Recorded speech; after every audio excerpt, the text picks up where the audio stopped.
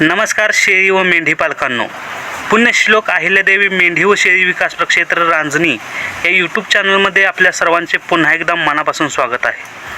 मागच्या व्हिडिओमध्ये आपण महामेश योजनेसाठी अर्ज केल्यानंतर त्या अर्जाचा वर्क फ्लो तसेच त्या योजनेचे वेळापत्रक आपण पाहिले होते. तर या व्हिडिओमध्ये आपण महामेश योजनेसाठी अर्ज कसा करावा यासंबंधीची माहिती आपण बघणार आहोत. त्यासाठी सुरुवातीला तुम्हाला गुगलवरून महामेश.org या संकेतस्थळाला भेट द्यायची आहे. त्यानंतर हे महामेश योजनेचे मुख्य पृष्ठ ओपन होईल. त्यानंतर आपल्याला अर्ज करा या ऑप्शनवरती क्लिक करायचे आहे.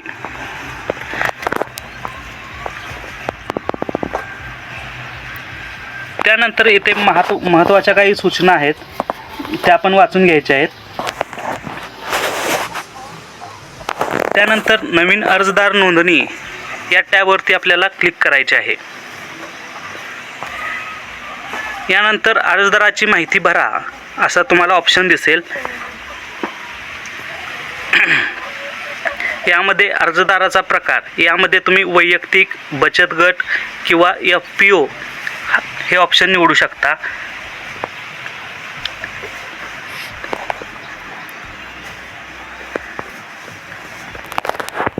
तुम्ही वैयक्तिकवरती क्लिक केल्यानंतर काही सूचना येतात त्या आपण वाचून घ्यायच्या आहेत. अर्ज भरताना बचत गट या ऑप्शनवरती तुम्ही जर क्लिक करत असाल तर त्या गटातील सर्व सदस्य हे भटक्या जमाती क प्रवर्गातील असायला पाहिजेत. तसंच FPO या ऑप्शनचं देखील आहे. यानंतर मी वैयक्तिक या अर्जदार प्रकारावर क्लिक केलेलं आहे. यानंतर तुम्हाला तुमचे पहिले नाव, त्यानंतर वडिलांचे नाव, नंतर आडनाव तसेच आधार कार्ड क्रमांक आपल्याला येथे भरायचा आहे. यानंतर आधार कार्ड क्रमांक आपल्याला कन्फर्म करायचा आहे. यानंतर अर्जदाराची जन्मतारीख आपल्याला इथं टाकून घ्यायची आहे. अर्जदाराची तारीख आपण येथे भरल्यानंतर अर्जदाराचे वय ॲटोमॅटिक येथे काउंट होईल. त्यानंतर त्या व्यक्तीचे लिंग पुरुष आहे की स्त्री किंवा इतर असा तुम्ही ऑप्शन निवडू शकता.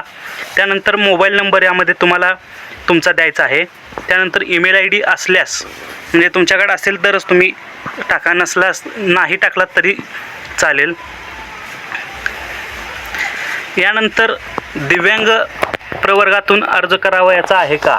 जर तुम्ही दिव्यांग असाल तर तुम्ही होय म्हणू शकता, नसाल तर नाही म्हणायचं आहे.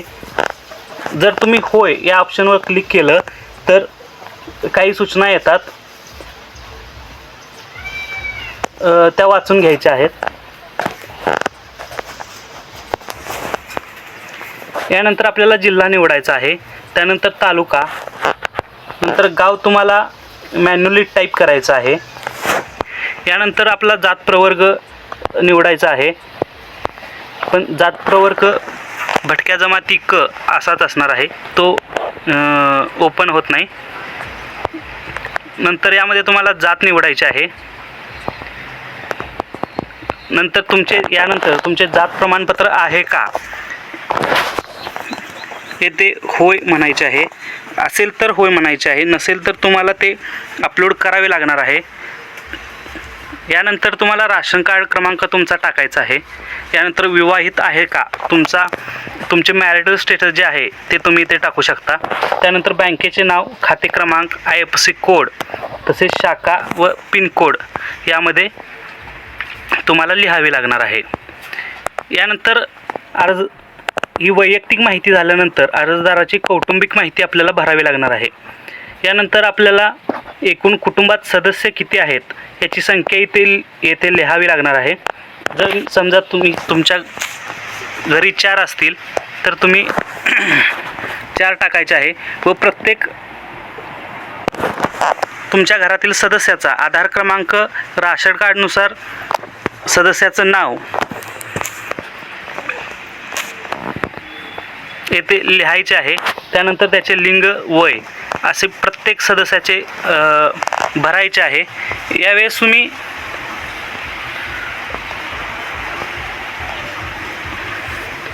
यानंतर माहिती भरल्यानंतर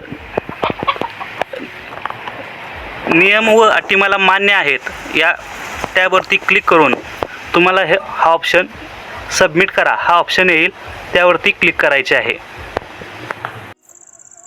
सबमिट बटनवरती क्लिक केल्यानंतर आपण भरलेली माहिती येईल, ती एकदा चेक करून घ्यायची आहे.